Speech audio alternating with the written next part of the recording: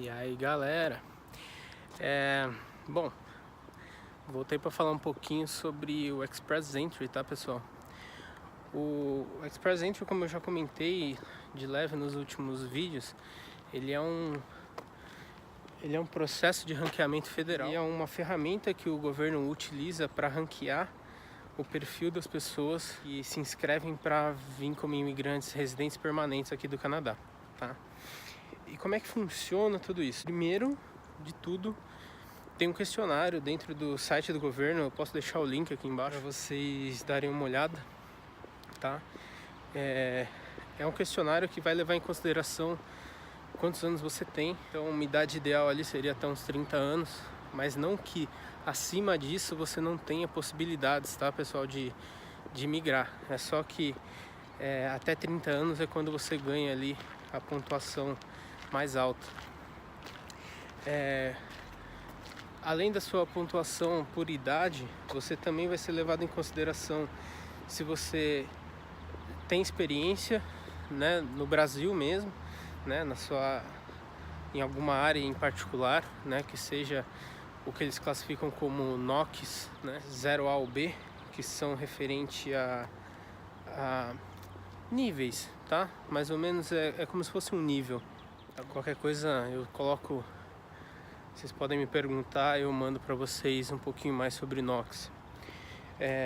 Mas basicamente eles vão levar em consideração o tempo que você tem de experiência, e aí vai ser uma pontuação, por exemplo, se você tem 1 ano de experiência de trabalho na sua área, se você tem 2 anos ou se você tem 3 ou mais. Então, se você tem 3, 4, 5 ou 20 anos de experiência, a pontuação nesse critério vai ser a mesma, tá? Além disso, o que vai ser levado em consideração, sua formação. Então, se você tem uma faculdade, se você tem um técnico, você tem mestrado, doutorado, 2 faculdades, enfim, tudo isso vai somando pontos para você de acordo com a categoria que você preencher. Se você tem família por aqui, parentes próximos, tá, pessoal? Irmão, pai, mãe, também vai ter alguma pontuação adicional, tá? Seu nível de inglês também conta pontos. Se você tiver francês, também. E aí, para o inglês, como é que você comprova como é que você fala, qual nível você tem? Não é basicamente você falar, eu sou avançado. Isso não vai adiantar. O que o governo entende como uma comprovação é você fazer a prova do IELTS para o inglês ou a prova do TEF para francês. Para quem estiver aqui no Canadá, tem a prova do CELP para inglês também. Quem não está no Canadá não pode fazer o CELP ainda, tá? Um dia vai poder, tá, pessoal? Mas ainda não pode, porque não tem nenhum centro ainda cadastrado para inglês no Canadá ou fora do Canadá.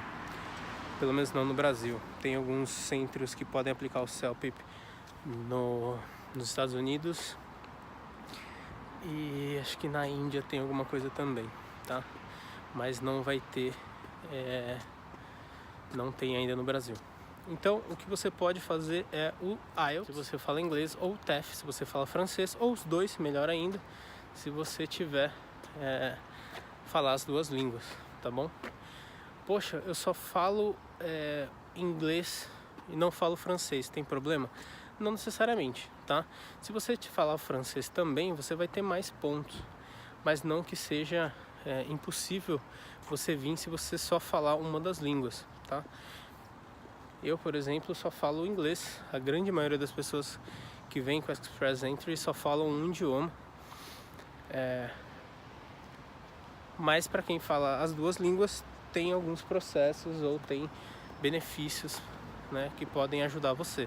E aí, como eu sempre falo, se você contratar uma consultoria de imigração, eles vão te mostrar todas as portas e janelas, tá, que você pode usar para vir para cá, né, sem ter grandes problemas. Bom, falei de idade, nota de inglês, sua experiência de trabalho, sua formação no Brasil. Eles também vão questionar se você tem experiência de trabalho aqui no Canadá.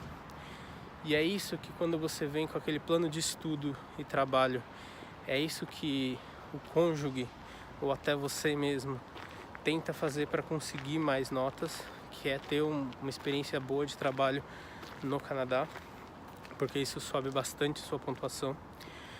Se você tem formação aqui no Canadá, então se você fez uma faculdade aqui no Canadá, isso vai contar pontos para você. Simples assim. Não são tantos, mas com certeza eles compensam idade, por exemplo. Se você tiver com 33, 34 anos e tiver perdido alguns pontinhos, mas concluir uma faculdade aqui, as coisas vão se compensando, tá? E é isso. Eu vou dar uma revisada, ver se tem mais algum aí, qualquer coisa eu coloco aí eu ponho esse link nos comentários e vocês conseguem ver exatamente aí qual é o questionário em si, para vocês poderem simular. Eu vou colocar o próprio site do governo tem uma simulação que ele só dá pontuação para você. Tem uma consultoria que foi a que eu contratei para vir para cá. Eles têm uma calculadora deles também, que além de dar pontuação, eles dão tipo um assessment. É de graça, você consegue fazer e recebe no e-mail esse assessment, falando, dando um pouquinho do planejamento, um pouquinho do seu perfil, fala um pouquinho do seu perfil, né? E do que você precisa melhorar.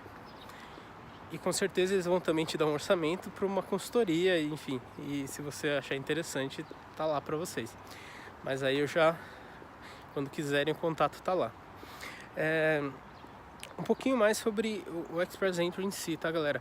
Como é que funciona? Uma vez que você preencheu esse seu perfil, né, no pool do Express Entry, que eles chamam, você entra no site do governo, preenche esse questionário que tem a simulação para vocês brincarem com os números um pouquinho, mas tem o oficial, quando você realmente abre ali o seu perfil, né, dentro do pool do Express Entry, e aí você fica ali disponível para o governo ver você e ver o seu perfil e poder te convidar se, né, sua pontuação estiver adequada.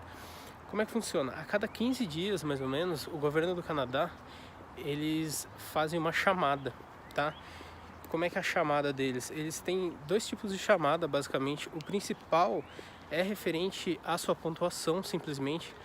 Então, eles vão olhar a pontuação e falar assim, gente, eu quero pessoas com mais de 451 pontos. E aí, para as pessoas que tiverem mais de 451 pontos, eles vão mandar uma carta convite, uma invitation to apply, que eles chamam. E para que eles mandam essa carta convite? Para você saber que você foi selecionado e você está sendo convidado a aplicar para a residência permanente do Canadá. Uma vez que você recebeu essa carta, você tem, eu não lembro se são 2 ou 3 meses, porque andou mexendo ultimamente, mas você tem de 2 a 3 meses, se eu não me engano, para mandar toda a documentação comprovando o que você falou.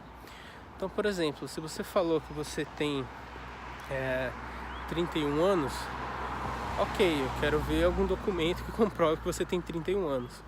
Se você falou que você fez a prova do IELTS e tirou um CLB 9, né, que é um nível referente a uma nota 8 de listening e 7 em reading, writing e speaking. Com essas notas no IELTS você atinge essa categoria de CLB 9. E aí você precisa mandar algum documento que comprove isso. Como é que você faz isso? Você manda a própria documentação que o IELTS te manda, que é o certificado deles. E aí entra alguns que são mais complexos. Por exemplo, quando você vai tentar comprovar a sua experiência de trabalho. Como é que você comprova que você trabalhou em algum lugar? Mostrando a sua carteira de trabalho? Não, eles nem conhecem carteira de trabalho por aqui. Então, muitas vezes você tem que fazer uma carta, você tem que pedir uma carta para o seu empregador, em inglês, assinada por eles, falando todas as principais atividades que vocês tinham e coisas similares. E algumas vezes a sua empresa até já fechou. Eu, por exemplo, tive empresas em que eu trabalhei que já fecharam. Para quem viu o primeiro vídeo aí vai ver um pouquinho sobre a AME Amazonas, que eu acho que já fechou. E eu acabei de ser parado por 2 esquilos aqui que fugiram. E aí, galera, quando se você tem uma consultoria te ajudando, eles acabam te ajudando bem nessa parte de detalhamento, né? Então, eles vão conseguir escrever a carta com você, eles vão conseguir dar detalhes para você de o que tem que conter na carta e coisas, né, nesse sentido, tá? Então, uma vez que você juntou toda essa documentação, traduziu tudo que precisou ser traduzido, porque obviamente tudo tem que estar em inglês e traduzido com tradução juramentada, aí é o momento em que você vai conseguir mandar toda essa documentação para o governo do Canadá, e aí eles vão ter 6 meses para analisar o seu pedido, de acordo aí. Um item que eu esqueci, galera, além de todos esses itens que eu comentei que o questionário leva em consideração, eles também levam em consideração se você tem uma oferta de trabalho no Canadá, e essa oferta de trabalho é com LMIA, que é Labor Market Assessment Impact. O LMIA é um processo que o empregador tem que fazer para comprovar para o governo que ele precisa de uma pessoa, um profissional de fora, porque ele não conseguiu achar um profissional adequado aqui dentro do Canadá. É custoso para ele, mas algumas empresas fazem, tá? E além disso também tem se você tem alguma nominação provincial, ou seja, às vezes a província está precisando de uma pessoa em particular, por exemplo, preciso de padeiros, preciso de caminhoneiros, açougueiros, enfim. E aí a província vai lá no todos os perfis que estão lá, né, que se candidataram e estão aguardando um convite, eles vão lá, olham quem é padeiro, olham quem é açougueiro e podem fazer uma oferta no sentido de, olha, você quer vir aqui para minha província? Eu estou precisando de pessoas que sejam açougueiros aqui na minha província. E aí você recebe 600 pontos a mais. Lembrando que a nota de corte tem estado em 451. Se você receber 600 pontos a mais, adivinha o que acontece. Mas enfim, voltando, se você, depois que você manda toda essa documentação, né, para o governo do Canadá, comprova toda essa informação que vocês falaram que tem, o governo do Canadá, eles têm 6 meses, até 6 meses, às vezes sai antes, mas enfim, contem com 6 meses para processar essa sua residência permanente. Então, a partir do momento que você mandou toda a sua documentação, começa a contar o relógio. E eu tenho 2 amigos, pelo menos, que estão aguardando já, né, saiu o Express Entry para conseguirem vir para cá. O deles aparentemente vai demorar 6 meses mesmo, então não vai sair antes, uma pena. Mas aí, depois desses 6 meses, você recebe a sua resposta, né, falando da sua residência permanente. Quando você vem com a residência permanente, né, que é o caso do Express Entry, você consegue, tanto o marido, a esposa, a família, enfim, já conseguem vir os dois podem vir trabalhando normalmente. Vocês têm algumas ajudas do governo, como por exemplo aulas de inglês de graça, algumas ajudas para recolocação no mercado de trabalho, como fazer um currículo aqui, como fazer uma entrevista, coisas nesse sentido. Além disso, você já vem com status diferentes, então é mais fácil você alugar imóvel, de você colocar as crianças na escola, você comprar um carro, enfim, tem várias coisas que fica um pouco mais fácil quando você tem um status diferente. Quando você tem um status de turista ou um status de simplesmente um status de estudo, às vezes você tem que comprovar algumas coisas a mais, como por exemplo, se você já está trabalhando, quanto tempo ainda você tem de visto por aqui, né? Porque, ok, você está estudando, mas pode ser que seu visto acabe em 4 meses. Então muita gente vai se recusar a fazer alguma coisa para você, te alugar um apartamento ou coisa assim, tá? Bom, é isso aí, galera. Espero que eu não tenha esquecido de nada. Se eu esqueci, Deixa aí nos comentários que eu volto no próximo vídeo e dou uma pincelada no assunto, ou faço um só sobre o que eu esqueci, tá bom? E é isso aí, valeu!